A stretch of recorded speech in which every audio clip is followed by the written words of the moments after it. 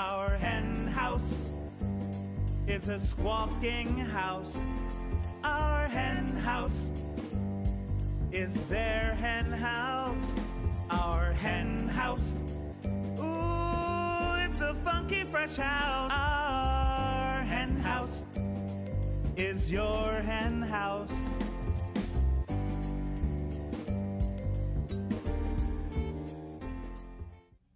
Hello and welcome to Our Hen House, a place to find our way to change the world for animals. Joining us today will be Noah Gittell, a writer, film critic, and passionate animal advocate who will be giving us his fascinating views on which movies are animal friendly, which ones not so much, and why. He'll also chat with us about the future of compassionate filmmaking. Then we'll be joined by Frietchen, who is a lentil-loving vegan, a marathoner, and one of the contributors to the brand new book, Running, Eating, Thinking. As are you, Jasmine. Mm-hmm. That'll be fun. And so there's no doubt that veganism is a hot topic in the running world, that's for sure. Yeah. And Christine will be sharing with us some of her thoughts on the connections between veganism and running. I hear that there's maybe lentils in the studio. Oh, excellent. But before I love a lentil, but before we bring out our guests and our lentils, we have a few hot topics of our own to chat with you about. So please pull up some hay. Let's get squawking. Hello, Marianne. Do you have your running shoes on today? You mean because Christine is coming? I do not wear running shoes. You know I do not wear running shoes. I do not run. And you know I'm having total anxiety about exercise. I don't know why you would bring this topic up. Well, we're going to be talking about it later. I felt like we should all just get it out there and be one with our... Running seems to be something that is a very good thing to do if you have to get from here to there fast and you don't have a vehicle. Right. Then run. Like, why not? Then run. That is what it is for. I think you should write a book called... It is not for having a good time. I think you should write a book called Sitting, Eating, Thinking. Wow. Sitting, eating, thinking. This could be a gold mine for our hen house. Seriously. Exactly. There must be many other people in the world who like to do those three things as much as I do. No, I don't know if there's anybody who likes to do those three things as much as you do. But, you know, I think that this is interesting to bring in all different points of view here. And athleticism. You have run in your time. I'm in the book. I hope I have. Otherwise, I'd be a poser. I've run, and yes. I love running. Yes. And you love talking about running and buying running shoes and talking about the stuff that you use to run and all those things that runners do. I'm smelling an insult here. No, I'm sorry. Just a small one. I have a little bit of a chip on my shoulder. I admit it. Yeah, a little bit. Yeah. Okay. Yeah. But your running has taken a little bit of a backseat to your tap dancing of late. Well, your tap dancing having become something of an obsession. Because I have a show coming up and I have to prepare for my show. But I think that running and tap dancing go hand in hand together, or foot in foot, as it were. And I do really love tap dancing, as I think we talked about on one of our early episodes. Yeah, or maybe it was every episode. It was not every episode. God. I am still, however, having a bit of an issue with my shoes. Yeah. And you've talked about your shoes before. Yeah, I just wanted to give a little bit of an update because I think people are very interested. Right? I'm sure. Yeah. The world is waiting. Everyone in the studio is vehemently nodding right now because they know I will hurt them if they don't. So, I have these cheap, horrible, crappy shoes. And the issue, as I've talked about before, is just that there's not that much of a market for really high-quality professional vegan tap shoes. So I finally... Yeah, I want to make clear, I really want to make clear, that it's not that nobody could make great vegan tap shoes. It's just that nobody is making great vegan tap shoes. Yes. This is an untapped market. Well played. I just made that up. Good job, Sullivan. Just made it up. Yeah, excellent, excellent. Who says I don't have a sense of humor? No, Nobody. Who says that only people who run can eat and think? You can think like the best of them. Next week, you get to choose the segment, okay? And the book we talk about. Thank you, sweetie. Anytime. But yeah, it's an absolutely really good point. We definitely have ballet shoes covered with Cynthia King and I know ballet shoes, slippers. which you would think that ballet would give shoes an even harder workout than tap. But one of the problems is that tap does give shoes a very hard workout. Oh, so you can't just, it's not like you can just use any old shoe. Okay. And the tap shoes that they make that are vegan or womp womp. Yeah. I'm going to be making my cheap. own though because I just bought a You're really making nice. your own. I'm not making them though. I am into DIY stuff, but I just got Are we opening a pair. a little cobbler shop in the back of the apartment? Yeah, vegan cobbler. Get it? Like peach pie.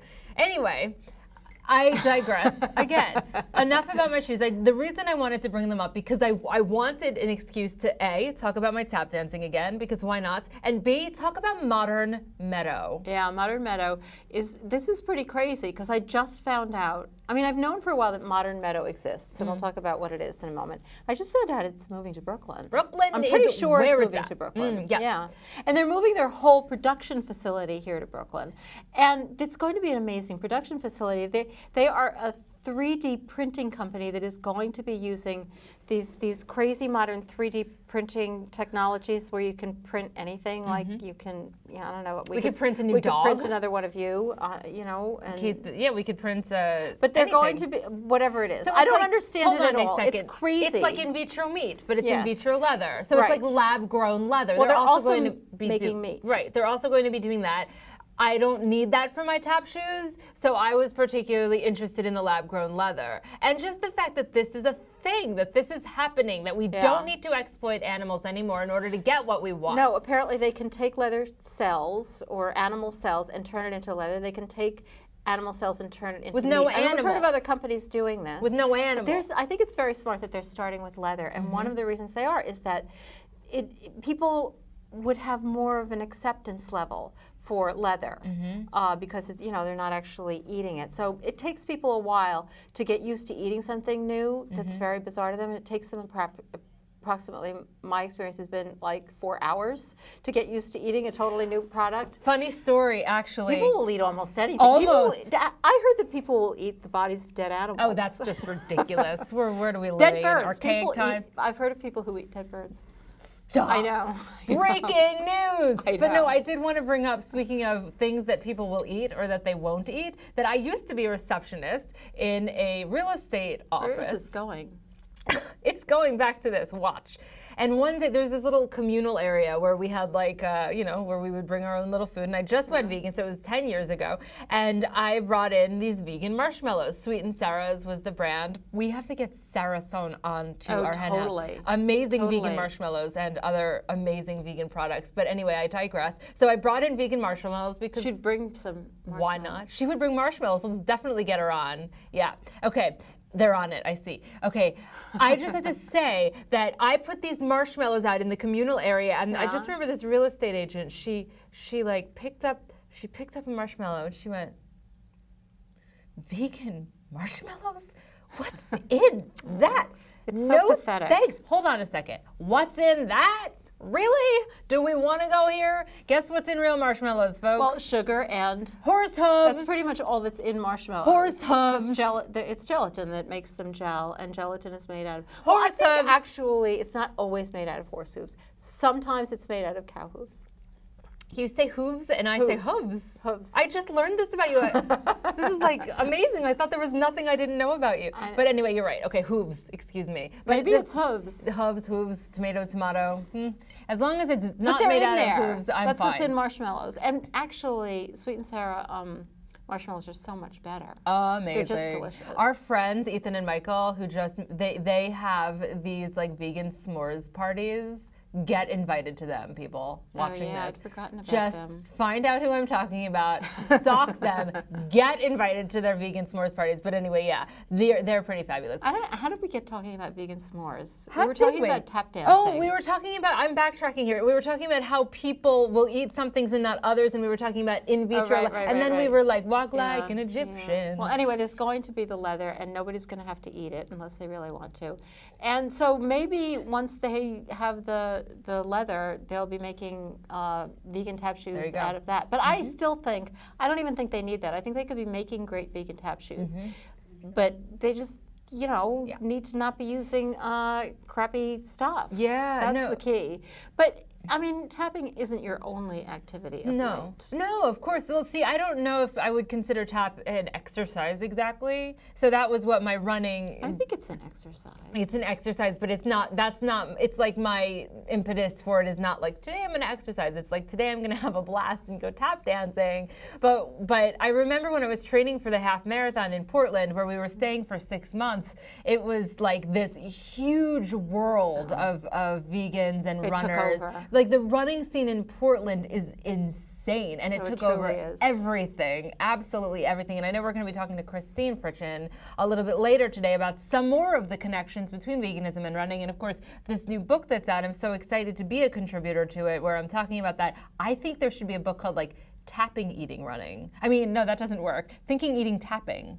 I still like the sitting one better. Yeah, I guess I think it's so. going to sell a lot more copies. Speaking of Portland, you know, I've been reading all these articles recently about how Portland is like Brooklyn and Brooklyn is like I Portland. know that's become kind of a cliche. It is, that and Brooklyn is the Yeah. equivalent of Portland. Do you I think don't know it's whether true? to say that Brooklyn is the East Coast Portland or Portland is the West Coast Brooklyn, but they seem to be sister cities. But we've lived in both because we Yeah. were in Portland for 6 months and now we're here. So what do you think?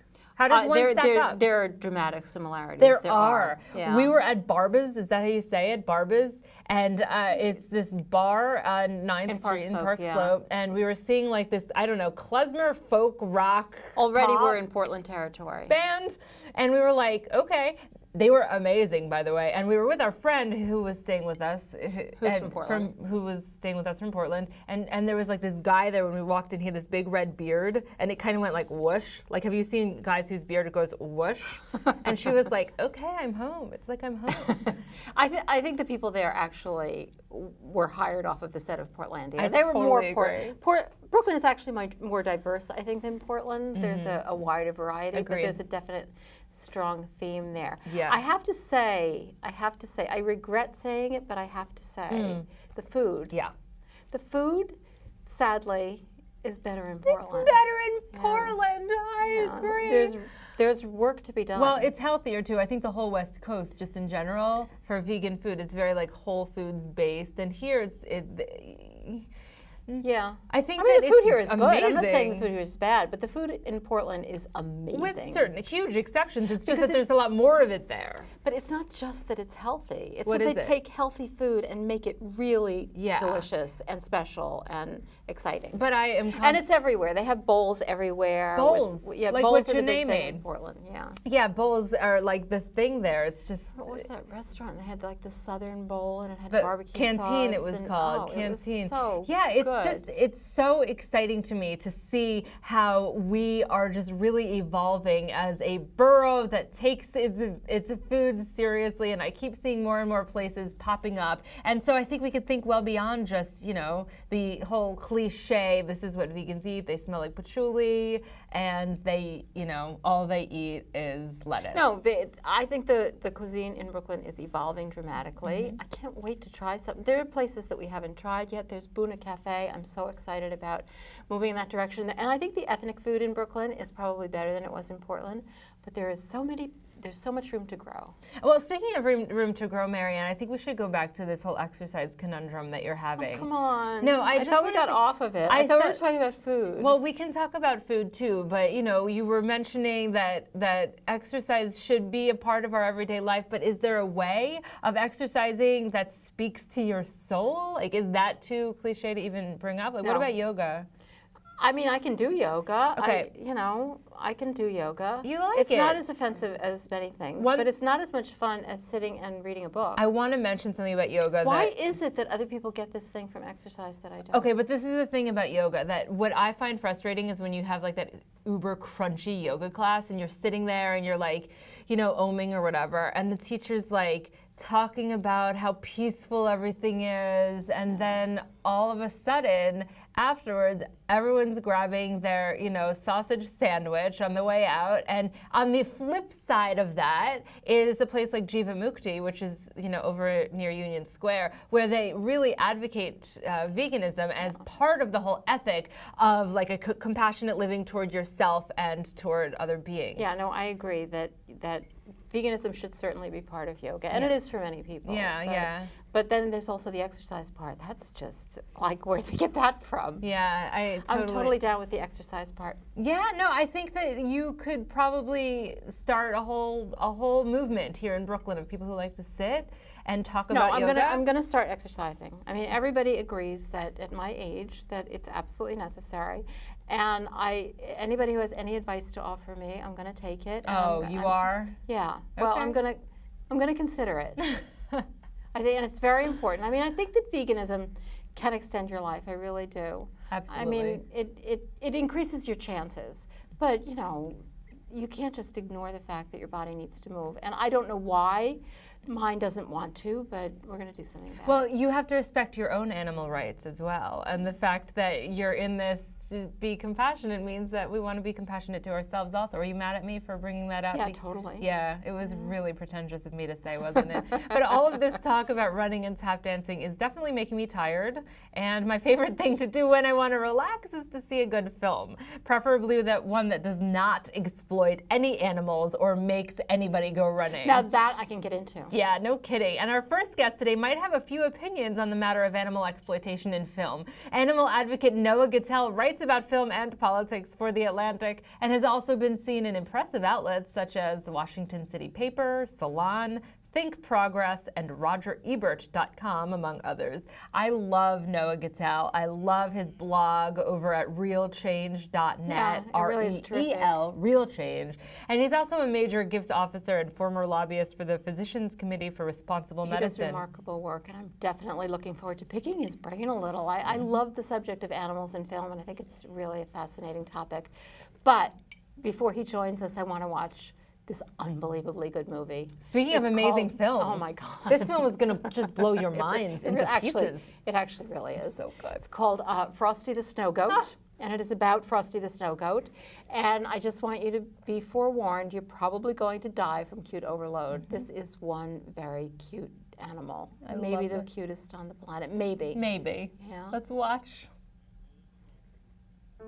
Hi, my name is Pam Ahern, and this gorgeous little guy is Frosty the Snow Goat. He came to us a couple of days ago. He was full of lice, he was severely dehydrated, but they were the least of his woes. He was suffering a terrible, debilitating condition called joint navel ill. Joint navel ill had hit little Frosty so bad that he can't use his back legs. He's got huge pockets of pus. His body's full of toxins. Hello? We've filled him full of antibiotics and pain relief, but he still can't use his back legs. Really? So Leon Trotsky has very kindly lent Frosty his cart. Hey? It's really important that we keep Frosty mobile so that he can move about and help those toxins get flushed out of his system.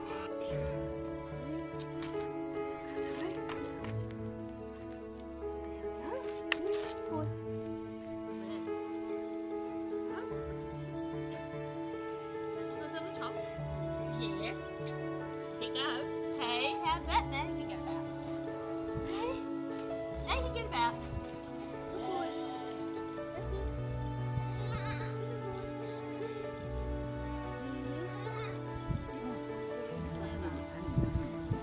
Let it go. Oh! Go away. Go away. Don't forget about Mama. Oh, cheeky. Oh, cheeky. You're just cheeky. You're just cheeky. Yeah, you're cheeky.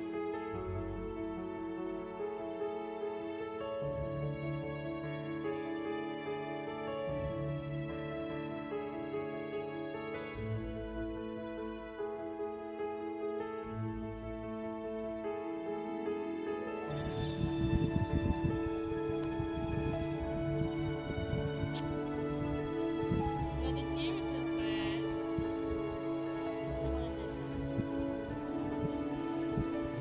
That's good. How good is that?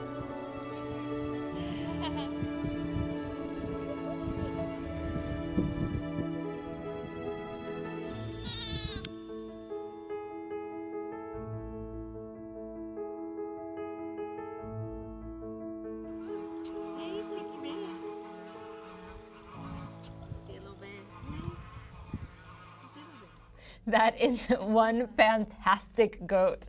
And it's just so amazing to know that he has a second chance over at Edgar's Mission Farm Sanctuary in Australia. Actually, I think what he should do is come move to our house in Park Slope instead. Yeah, why not? He could be a guest on He'd our fit show. right in. That's a little exploitative, Oh my God, though. he was the cutest animal I've ever seen. So and that's, cute. I've seen a lot. But we're not going to be talking about putting animals in film today, not in an exploitative way anyway. Yeah, but we are going to be talking about film, Yeah. and we are always a fan of films that speak up for animals in a positive light.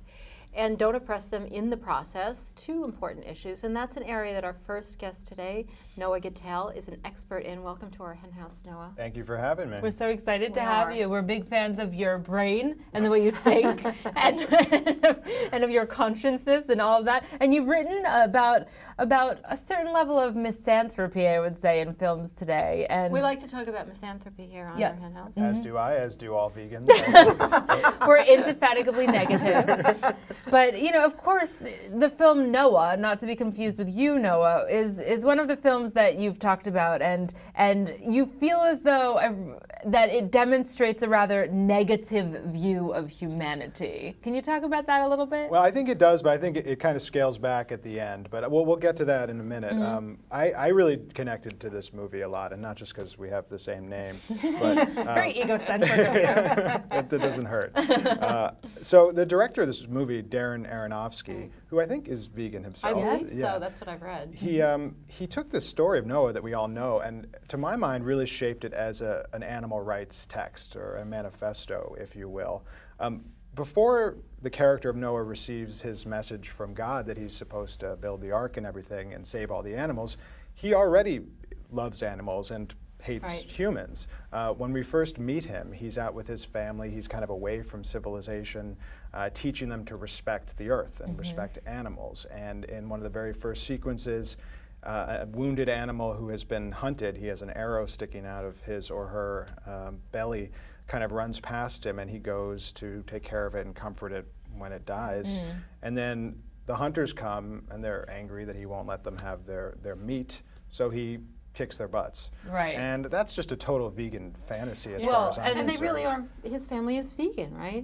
In the they're film. the children are perplexed as to. No, that's my favorite Right. part of The the meat film eating. is when the son says, "Why are they killing the animals?" Right. And I'm paraphrasing, of course, and he says something like, "Well, they think that they need to eat them," and the son says, "Why?" Yeah. He says they think it makes them strong. Oh, really? Yeah, which I think is even better because Russell Crowe Right. Yeah. kicks their butts. Pan on Russell Crowe. Right, exactly. Exactly. That's so fantastic. Yeah, but you felt as though this film also really had deeper messages for people to consider animals. Can you explain? Yeah, absolutely. I mean, the way Noah is depicted as a perfect being, which the Bible depicts him as a perfect being as Right. well. The central thing that he has that makes him a perfect being is that he doesn't hurt animals, and that's about it. But then, as the film progresses, it really starts to explore the flip side of that misanthropy that we're talking about.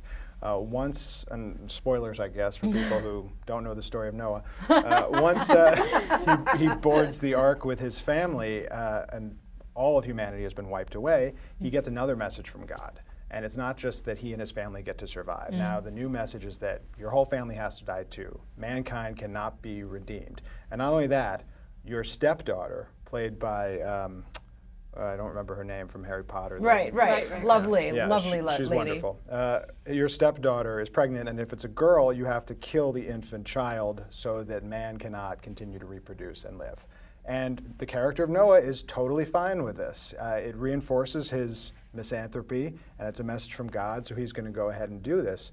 And as a viewer watching this, I was very uneasy with this whole situation because I connect to that misanthropy. And I've Yeah. had in my darker moments, well, maybe the world would be better off, and animals would certainly be better off without Yeah. mankind at all. So it really explores that idea and challenges the viewer. And the movie is not without ambiguity. It's not like the movie unambiguously embraces joy at the prospect that Noah does. Noah does. I don't think it ruins people's viewing of the movie to let them know that humans do survive because we survived. We We're survived. here. Wah, So, wah. but the movie is ambiguous about whether that's a good thing or not. It does not seem to take the position that, oh, thank God, he let the baby live. It's really it's a very dark view. I agree. And once they get to land and the ocean recedes, he starts drinking and basically becomes an alcoholic, which is also in the Bible as So well. he wasn't straight edge. No, he wasn't. That's where he deviated. But then there's that final sequence where I think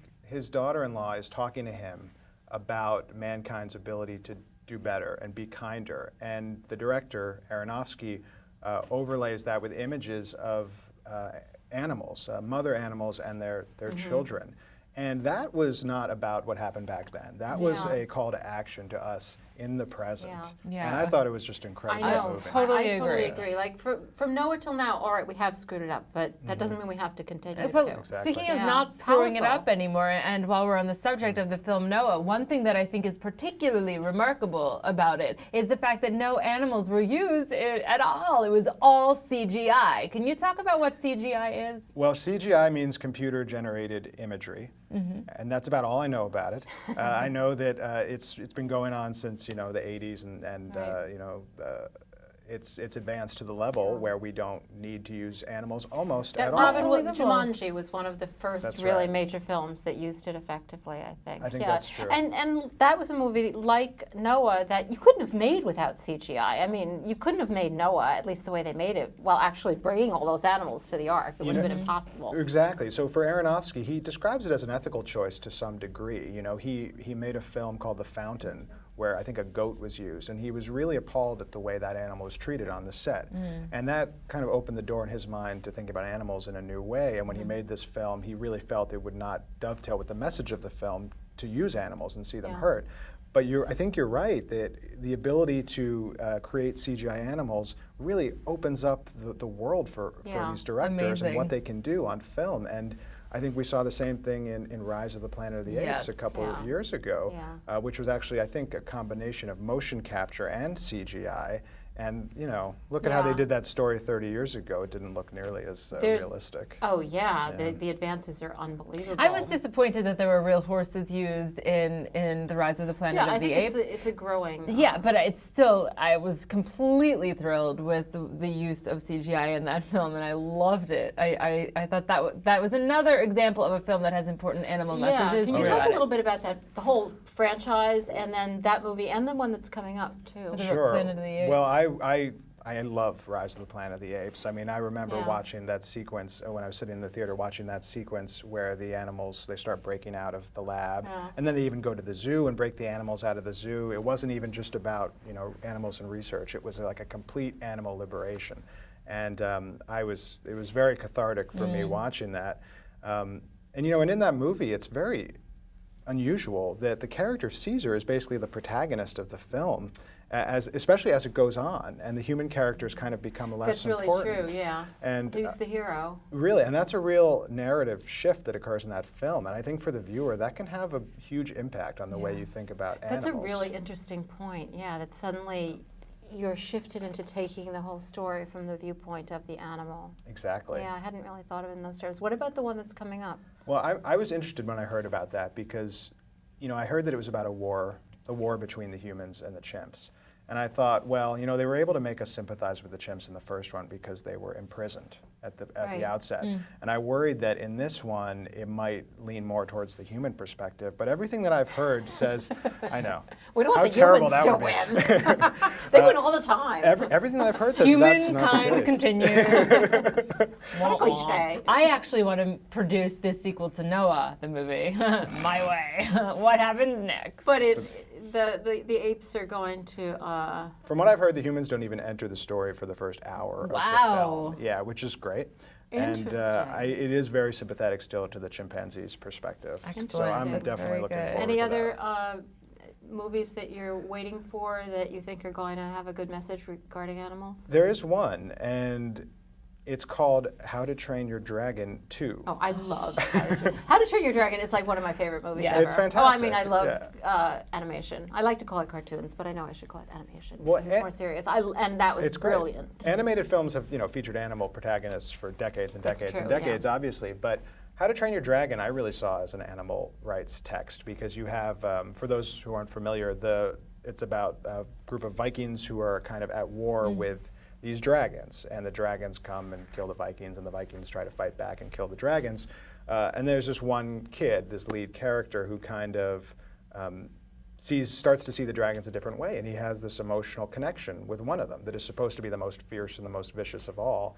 And he eventually convinces the people, his Viking brethren, to stop the war with them. Now, they do end up making the dragons their pets, so it's not quite a animal liberation perspective, Right. but I thought it was very moving nonetheless. I did too, and let's actually take a step back for people who might not know why there are problems with using live animals in film. What would you say is kind of the nutshell version of the issues inherent in using animals in film? Well, I'm sure you agree that anytime animals are used, for commerce, there's going to be abuse and there's going to be suffering. With animals in particular, the worst cases are when exotic animals are used because you basically can't train them to perform without some sort of pain as a negative reinforcement. With dogs and cats, it's a little more iffy. Some people are okay with it, some people are not. With horses, there have been a lot of problems. There was an HBO show called Luck with Dustin Hoffman that was canceled after just a few episodes, I think, because some horses died on the set. And the remarkable thing there was that it came to light and it was canceled. I'm sure that's happened many times where people never knew about it. That seemed like a real turning point for me when the animal protection community really stepped up and said this is unacceptable. Yeah. And people agreed with them. Yeah, they did. And they canceled this show that was successful and with all these movie stars in it. And it was also that year that there was a big controversy about animals who were hurt on the set of The Hobbit, Peter Jackson's movie. Oh, right, Yes, that's true. And these things are coming to light more and more with internet journalism. Anybody can tell their story. And an interesting thing has happened. There's this body that's supposed to govern the use of animals in film called the American Humane Association. Right. Let's talk about that. Much maligned institution. They've been criticized from people like us for being too lenient because they don't monitor the training of the animals. They only monitor the animals once they're on set. And they also they have a seal of approval that says no animals were harmed in the making of this film, but they also have another seal of approval that says American Humane Association officials were present during the making of this film. And if you see that, that means animals were definitely harmed. Wow. So I think we talked before on the show about there was a big expose in the Hollywood Reporter of all places just this year that really ripped the lid off of the fact that the American Humane Association is not doing the job. They're really not. And now one of their investigators has formed her own rival group called Movie Animals Protected. That's great. And they're going to hopefully do a better job than the AHA did until the point comes when we don't need to use animals at all and they put themselves out of business. It's ironic that movies that have great messages about animals, if they're not animated and they're not using CGI, also are inevitably exploiting animals. And what are some of the movies that you feel, I know you wrote that article for the Dodo, a great article, bringing to light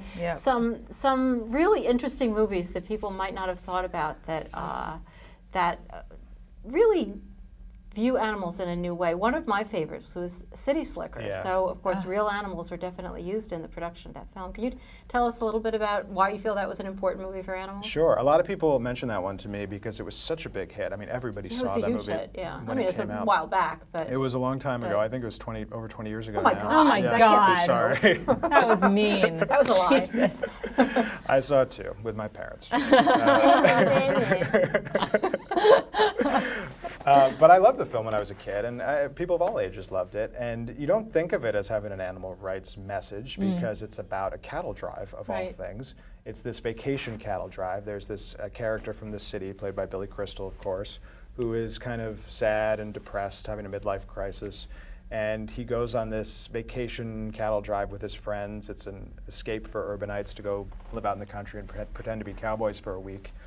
And along the way, he helps this mother, this cow, birth a calf. And he falls in love with this calf, and things get dicey at one point. He has to risk his life to protect it, and he really forms a strong bond with it. When they finally bring the cattle in, they learn, much to their disappointment, that the cattle are going to be slaughtered for beef. And the mood of the film just drops. They're all devastated by this, even though they eat steak in their home life and they eat burgers. But they formed a connection with the animals, and you hear the arguments that we've had with omnivores. They're in the film. The cattle driver says, well, it's okay, they were bred for it. They don't have much of a life anyway. Not the same. Exactly the same thing you hear Not all the time. same. I have to go rewatch that movie. It's great. And then, of course, he takes the calf and brings it home because he can't bear to see it killed. and he brings it home to his house in the suburbs, which I don't know is the right environment for a cow, but it's well, that better than the goat though, alternative. that goat from Edgar's Mission is going to come live with us in Park Slope, so, you know. That's true. But we only have a He'll be minute. fine. We only have a minute or Absolutely so fine. left, and I want to know what some of the other films on this list on the dojo were that you were talking about that had kind of little animal themes sneaking into them that people might not expect. Here's one that I love because I saw when I was a kid and I totally forgot about it. It's a movie called Doc Hollywood with Michael J. I love Fox. that movie. Yeah, me too. I do too. And it's With the been, pig. He's got this pig, and he's an LA physician who ends up in this small town when his car breaks down, and he falls in love with this woman who is a vegetarian in a small Georgia town. I mean, it's a hard life for her. But someone gives him the It's pig. a fantasy movie. Yeah, completely. It's CGI. The people in it were all animated. And he falls in love with her, and someone gives him this pig for barter. And he's going to sell the pig to a butcher, and he decides not to because she's vegetarian and he's trying to woo her. But she even goes out and does some hunt sabotage at one point, which I thought was amazing. She's such an remember animal that. rights person. I have to watch that movie again too. Yeah, it's actually a pretty good movie. I know what we're doing this evening. Yeah, I just want to go through the rest of the list because Sure. we're just about done. But this is an article people could find on the Dodo, and other movies that you had were 7 Pounds. And 12 Monkeys, and of course, Legally Blonde 2, Red, White, and Blonde. Love Amazing that movie. movie. Yeah. Such a great movie. All right, we have to And watch all of these. Yeah, that's it. We're clearing our schedule. And I do want to also add one thing, Noah, that you were talking about dogs and cats used in film. We actually have a friend, Dennis Henry Hennelly, who made a film called Bold Native, which is a feature-length fiction film, and there was a dog in it, and I remember he said he didn't direct the dog at all. Like the dog just kind of wandered in when the dog wanted to and wandered out. They built the movie around the dog. They actually, it's like picking out your earrings before you pick out your outfit, sort of thing. But anyway, there's so much to talk about, and I hope that you come back and join us again. Anytime. Because Yeah. this is fascinating, And it's going to become bigger and bigger. I hope that people who are watching this right now think a little bit differently when you see animals in film, but also when you're watching films that might have sort of social justice messages sewn throughout it that perhaps pertain to animals and other people who are trying to speak out for what's right. And Well, with directors like Darren Aronofsky and James Cameron, a huge director who is also vegan now, I think we'll see more of this. I totally agree. Thank you so much for joining us today in our Hen House, Noah. It's my pleasure. Thank you enough. Our next guest today is Christine Frietchen. She's a passionate vegan and a just as passionate marathoner. Christine is going to tell us how those things go together for her and how she's also going to be talking about the brand new anthology, Running, Eating, Thinking, which is just out from Lantern Books, in which you also have a chapter in, Jasmine. The popularity of veganism is growing exponentially among runners, and you don't want to miss what Christine has to say, even if, like me, running is not exactly your thing, to say the least. I think that maybe Christine has the power of changing that for you. Yeah, but dream on, sweetie, dream on. I also hear that she might have brought us some food, so I'm going to hurry that's up. good news. Yeah, there you go. Something that resonates with you, honey. Before Christine joins us, let's take a look at this latest animated video from PETA with the help of Morrissey, who is apparently showing it to his audiences on his current tour. I love this. Yeah, this is good.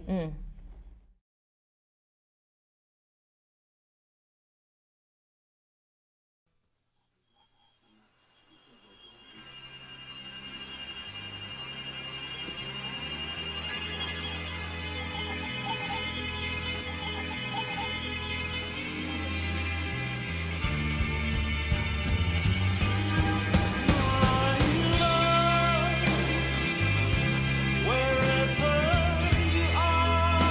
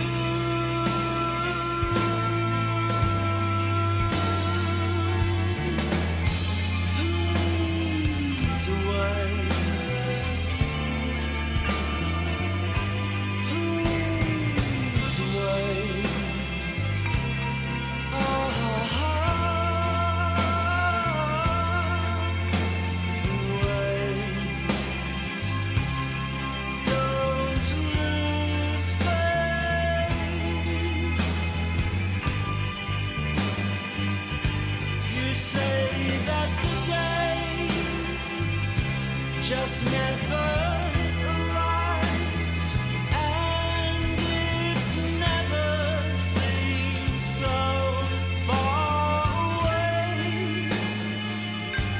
Still I know it's gonna happen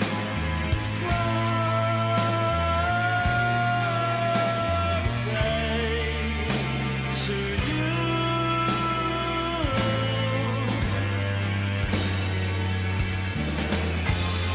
Please wait, don't lose faith.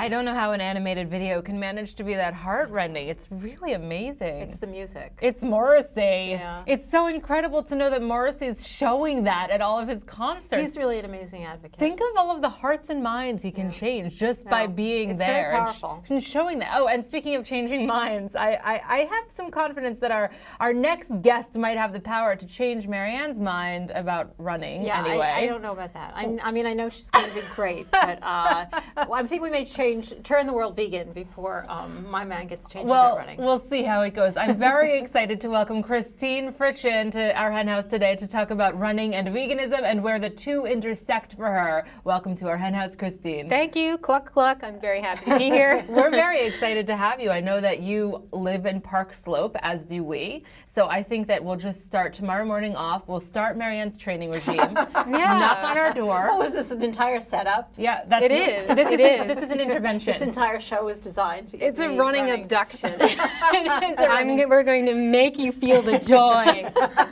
Yeah, well, I'm so frightened right now, I have to tell you. Well, but Christine, you mentioned in your piece, which we'll talk about in a few minutes, your piece in this book about that you were not always an athlete. You actually came to it a little later in life. Can you tell us about that? Yeah, that's very true. I was not the sporty kid. I was very bookish, and I liked. Nothing wrong with books? Nothing's wrong with books. Like I books. loved it. My first little job when I was 13 was helping to convert the local library's card catalog to digital.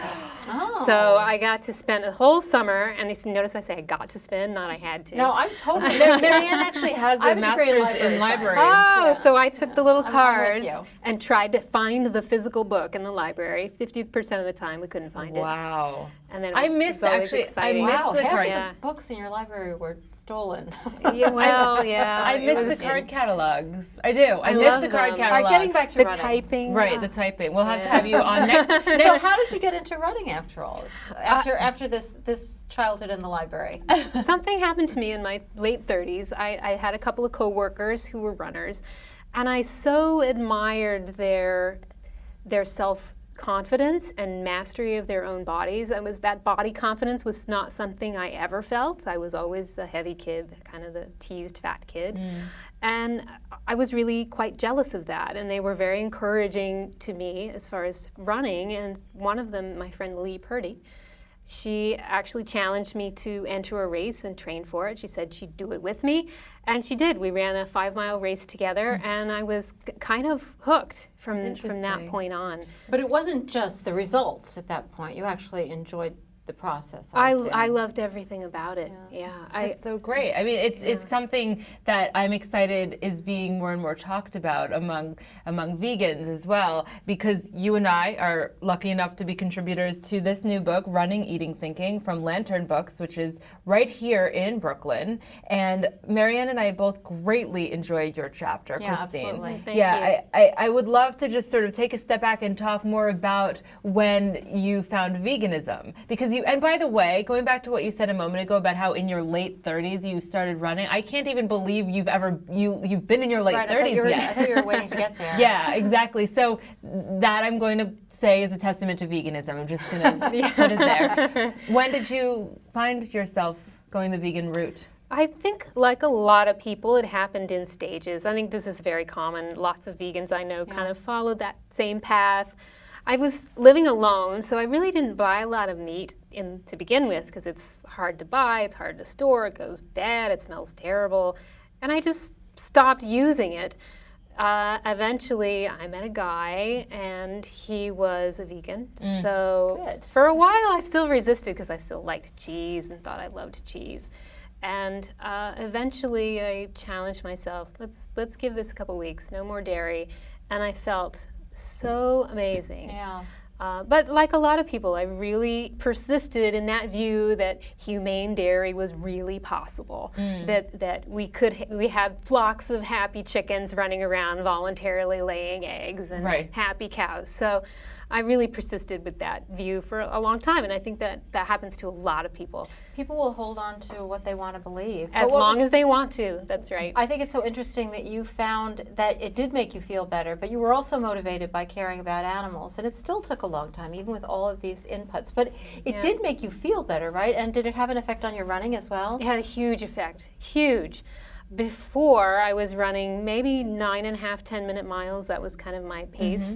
I stopped eating dairy. I lost a little bit of weight, 20, 25 pounds, and shaved a minute and a half off my mile times. And now I'm running under 8-minute miles. Amazing. Which is I've heard so many people say these same things. It's pretty good. I don't know why this doesn't happen So to me. then, besides the health benefits, do you see any other connections between veganism and running? I mean, that's kind of the crux of what this book is about. So what are they for you? For me, it's about headspace. Because I think veganism is a philosophy as much as it is a way of life, and it requires thought and it requires action, and there's a lot of strategizing that happens in there with how you talk to your friends, how you relate to people, how you deal with your family. And for me, I work those things out in my head. When I have a trip coming to see my family, they still live in the Midwest, they're all meat eaters. I've gotten them to the point where they don't roll their eyes anymore. That's something. They're from It's Kansas. an accomplishment. Says it's your brother, isn't that right? I Yeah. noticed from your piece that you were originally from Yeah, Kansas. that's Jasmine's right. brother lives in Kansas. And I'm really pleasantly surprised, blown away by the amount of vegan options that are popping up in Kansas. Yeah, especially Kansas City. Yeah, that's where they are. Exactly. Yeah. It's so true. So I think that it's so interesting that this entire book is exploring these different topics. Well, I mean, you of course have a piece in this book as well, and you actually pretty strongly emphasize that you didn't really have that much of a connection between running and veganism. Do you think it's because you came to veganism so much earlier than you started running? I think that there is definitely legitimacy to that. I did find that my connections between veganism and running were maybe not as explicit as some of the other authors, but I do also relate to what Christine is saying regarding the headspace. And I find that there's a juxtaposition between when you're running and you're like free and you're not confined, and then when, for me, like my whole life is about working to change the world for animals, and then suddenly I realized they're also confined. And so my piece really talks about that, and it also even touches on like my grandmother who got very ill and wound up being confined in her own body as her body was unable to move. And and that actually was happening at the same time as she was discovering animal rights and veganism. I think there's a lot to discuss there. And I love too, Christine, that your piece, you have such a creative through line in it, and that's lentils. Can you talk about the role that lentils plays in your story? Lentils for me are just the perfect food, and they're not something I really discovered until I really became a vegan. I ate Interesting. beans and things, but they weren't part of my growing up, so I didn't know how to cook them. We never had them at the house. Yeah, I had the occasional lentil soup, but I didn't really know what it was I was eating. It was kind of bland, too. Yeah, It was like lentil absolutely. soup. It was sort of boring. It was like what you ate if they were out of something else. Yes. It's like, oh, we're out of the special, but we have the lentil. Yeah, well, and that's the name of your piece, is For the Love of Lentils. And I think it's so funny that you just said that, because becoming vegan really opens up your culinary world and your curiosity. And you relate to lentils almost emotionally in your piece as well as physically. Does that make sense? It's true. Well, they're very malleable. They're one of those foods that really takes on whatever you put with it. Garlic. that's They really taste true. wonderful with an acid, so tomatoes or lemon or vinegar. All of those acidic foods, they just take on, and it creates such a zingy quality. Zingy, yeah. And they're so much easier to make than beans. They're really simple. They don't take forever to cook. Really You don't have to simple. cook them all day. You Yeah. don't have to pre-soak them. And they're cheap. Yeah. And for you find them to be a really important food with your running. Can you go into that a little bit? They're loaded with vitamins and minerals, especially iron, which for premenopausal women is very important for women on a vegan diet. Black beans have a lot of iron, but lentils have more iron than red meat. So Yeah, they definitely pack a punch nutritionally. They do. And they go a long way. There's so many things you can do with it. The power of beans. Do you have any running mentors who you look up to who are also heavily involved in the world of veganism? Because I have a few myself. I tend to like everyday people more than the big marquee Scott, Jurek. Scott And, Jurek, I mean, right. they're great. I love their books, but I find it hard to identify with those guys because they are so if hardcore. you do, you can imagine how I feel. Like I was saying before, I used to think that my running 2 miles when I did was a big deal. Now running a marathon is not really that big a deal. Like these guys are running like It has 400 taken miles or over. something. 100 It's just miles insane. Yeah. So nothing. It's too hard to think about. Well, I mean, it's very nice that they're doing it, but they can't really be idols. Whereas you were saying that a lot of just everyday runners. Yeah, the editor of the heroes to book, you. Martin, we've done some long runs together. We did a 20-mile training run together a few weeks ago. And as he said, it was just so nice to have a conversation that didn't involve the hamburger you were going to eat after your training run. but there or- seems to be it much was more of great. a growing awareness within the running community about veganism in general. Is that Oh, right? absolutely, and it's obvious. Forks Over Knives was huge. Sure. Yeah. Jurex and Rich Roll, both of them had best-selling books. Born to Run was a huge bestseller. So there's really an interest in this kind of ultra running, ultra marathon thing. And then the firefighter guy, what's his name? Yeah. Besselston. Yeah, he's Absolutely. got a line of food now, and he's also I think very athletes active. in general are gaining more and more interest in veganism, but the running world I think Especially, is really at the forefront. it's absolutely there. And speaking Yeah. of And they athletes, have to be in good shape. and There's speaking no way around of it. food, you brought us some lentils. I brought and you lentils. I mean, I love you, A. And B, what did you bring for us, and can I have some immediately? Yes, this is kind of my go-to lunch, and it's extremely easy, and it's one of those kitchen sink dishes. If you've got lentils at home and you've got some bulgur, you've got a lemon, you can add tomatoes to it. Really, the basic ingredients are lentils, bulgur. If you want to go gluten-free, you could use a different grain. Quinoa would be just fine. Yeah. There's a little garlic in there too, isn't There's there? a lot of garlic in there. Yay, I love I garlic. could smell it. I think that Oh, the it people smells watching this could sensational. probably Yeah. smell it. There's I love garlic and I too. love lemon, and there's a lot of lemon plus lemon zest, and then just handfuls and handfuls of parsley. You could also use cilantro. Both of those herbs are really good for digestion. What also. do you eat before a long run? As I'm trying this. This. You eat this before a long This, run. it's Before a long perfect. run. It's got protein from the lentils. You have complex carbs from the bulgur. And you've got the vegetables, which give you sustained energy as well. This is It's also outstanding. very easy on your stomach, too. You don't want to eat anything that's too No, I have heavy. definitely found. I did a half marathon once, and all I talked about was like poop. I will just be honest. Oh yeah, well Yeah, that's it's true. the hallmark Yeah. of a real runner. We'll talk about any bodily function And with each I have other. to say, vegans And talk with, with other people who aren't particularly interested, I might add. So let's talk about Marianne. How are we going to get her off her butt? How are your bowel movements, Marianne? Yeah, how are they? Really This is amazing, by the way. So, what would you say to someone like Marianne, who has, in the past run 2 miles and is just, intrigued by it? Because you do say it quite I often. don't mean I once ran 2 miles. I mean, I ran 2 miles regularly. I don't want to. But you haven't done it in a while. No, I haven't. So what is holding you? This is the intervention part. Well, I don't You're know. eating your lentils. Now the truth comes out. It's not any fun. Do you think it's fun to run? Why isn't it fun? What's going on in your head when you're running? Pathologizing Marianne's That I can't wait That I don't until wanna I'm be doing finished this? running. Do your feet hurt?